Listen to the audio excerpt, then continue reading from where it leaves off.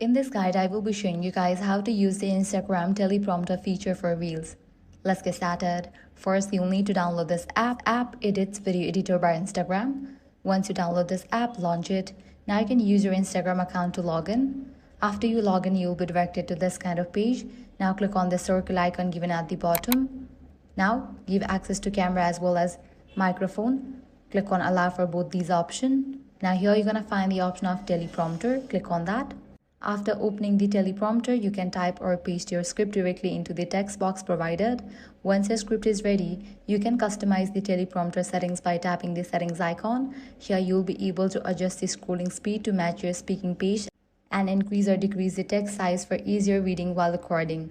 When everything is set up, simply start recording your reel. The teleprompter will automatically scroll your script on the screen, allowing you to read naturally without having to memorize every line. This makes creating professional-looking videos much easier and more efficient.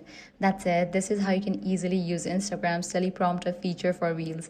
If this guide helped you out, do not forget to like, share, and subscribe.